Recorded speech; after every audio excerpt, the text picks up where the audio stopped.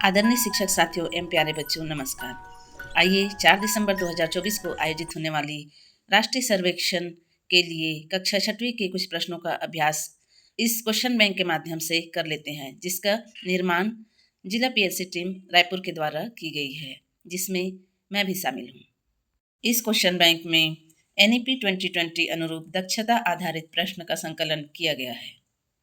हमारा पहला प्रश्न है, रुपये 20 रोज जमा कर 7 दिवस बचाए, राम बहुत खुश हुआ, बताओ रुपये कुल कितने कमाए।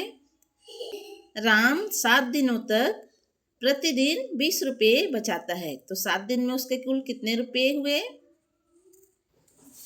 राम एक दिन में 20 रुपये कमाता है, तो 7 दिन में कितने कमाएगा। 20 सत्ते 140। तो हमारा सही उत्तर होगा ऑप्शन सी 140।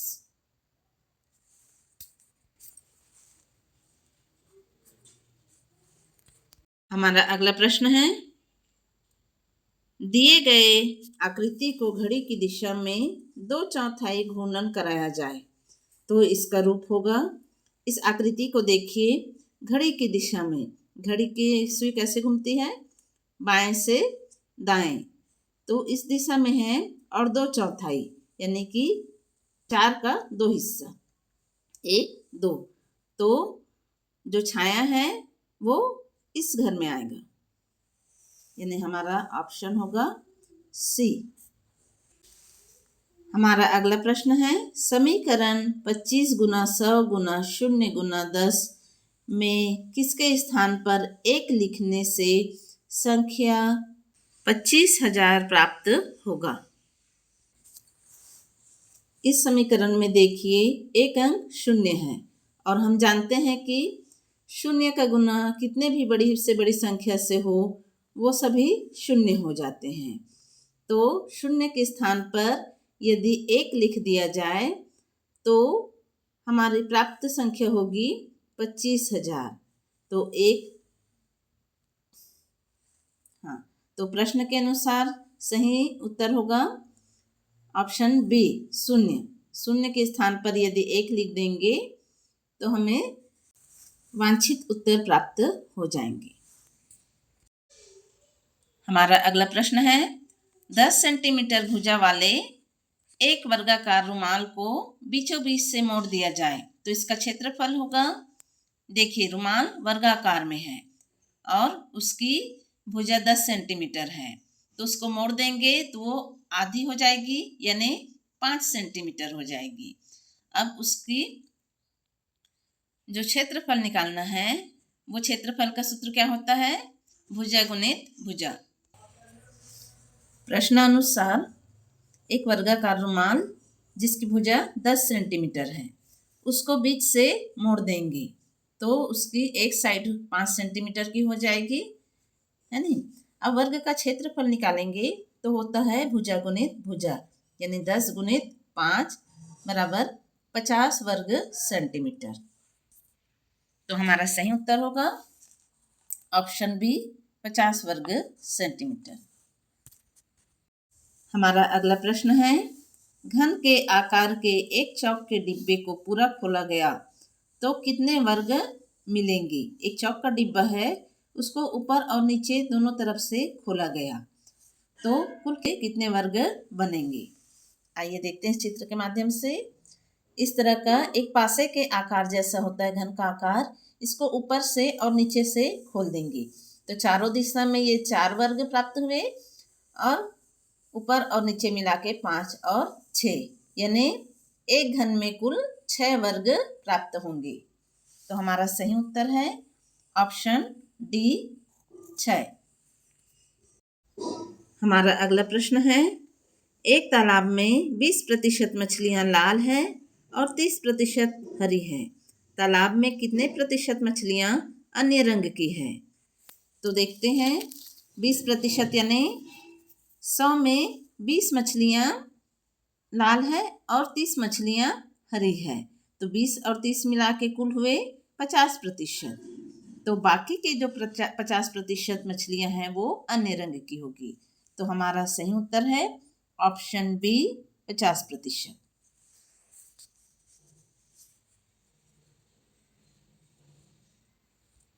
हमारा अगला प्रश्न है, 3 अंकों की सबसे बड़ी संख्या की परवर्ती संख्या तथा 3 अंकों की सबसे छोटी संख्या की पूर्ववर्ती संख्या का योगफल होगा। तो 3 अंकों की सबसे बड़ी संख्या है 999 की परवर्ती संख्या यानी 999 में एक जोड़ देने पर उसकी परवर्ती संख्या बन जाती है। तो उसकी परवर्ती संख्या है 1000। और 3 अंकों की सबसे छोटी संख्या 100 की पूर्ववर्ती संख्या यानी उस संख्या में एक कम कर देने पर उसकी पूर्ववर्ती संख्या बन जाती है। तो 100 में एक कम कर देने पर बनेगी 99। तो इन दोनों का योग होगा 1099, यानी हमारा सही उत्तर होगा ऑप्शन ए 1099। हमारा अगला प्रश्न है, एक आयताकार मैदान की लंबाई 50 मीटर तथा चौड़ाई 25 मीटर है। एक धावक यानी दौड़ने वाला इसके चारों ओर 10 चक्कर लगाता है। उसने कितनी दूरी तय की है? आइए देखते हैं। आयताकार मैदान की लंबाई है 50 मीटर तथा आयताकार मैदान की चौड़ाई है 25 मीटर। इस तरह का मैदान है, इसकी लंबाई 50 मीटर और चौड़ाई 25 मीटर है। तो इसके चारों ओर चक्कर लगाएगा, यानी हमें ज्ञात करना होगा इस मैदान का परिमाप। तो आयताकार मैदान का परिमाप होता है 2 गुना लंबाई धन चौड़ाई। तो लंबाई के स्थान पर हम लंबाई का माप रख देंगे और चौड़ाई के स्थान पर चौड़ाई का माप। अब इसको हल करेंगे तो होगा 150 मीटर। अब प्रश्नानुसार इस मैदान के 10 चक्कर लगाने पर हमारा उत्तर होगा 50 गुणित 10 यानी 1500 मीटर। तो हमारा सही उत्तर होगा ऑप्शन बी 1500 मीटर। आइए अगला प्रश्न देखते हैं। संख्या 1,56,23,068 को 4 मित्रों द्वारा शब्दों में लिखकर पढ़ा गया। किसने सही पढ़ा? आइए देखते हैं किसने सही पढ़ा। राम ने पढ़ा 15,62,368। मोहन ने पढ़ा 1,56,03,068। राजू ने पढ़ा 15,56,03,068। सोनू ने पढ़ा 1,56,23,068। तो एक बार और देख लेते हैं इस प्रश्न को। इकाई, दहाई, सैकड़ा, हजार, 10,000, लाख, 10 लाख, करोड़।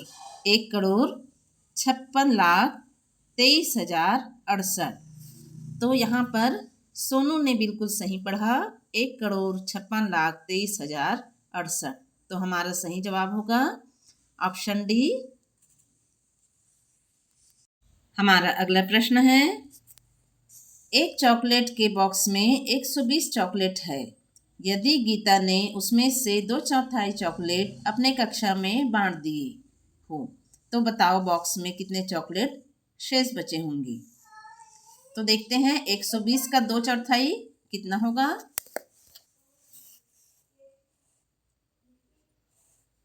अंश और हर को भाग दे देते हैं। 4 एकम 4, 4 तिया 12, 4 शून्यम 0। अंश में बचा 30 गुना 2, तो 60 चॉकलेट बांट दिए गए हैं। अब शेष कितने बचे? 120 में 60 चॉकलेट बांट दिए गए हैं, तो शेष बचे हैं 60 चॉकलेट, यानी हमारा सही उत्तर होगा ऑप्शन सी 60। हमारा अगला प्रश्न है, नीचे दिए गए विकल्पों में से कौन सा विकल्प संख्या 425 को दर्शाता है? ऑप्शन ए 40 गुना 10 धन 20 गुना 10 धन 1 गुना 5। तो इसका उत्तर होगा 605। ऑप्शन बी है 400 गुना 10 धन 20 गुना 10 धन 10 गुना 5। उत्तर है 4250।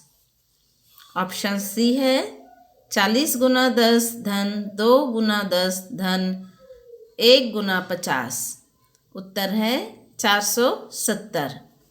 ऑप्शन डी है 40 गुना 10 धन 2 गुना 10 धन 1 गुना 5।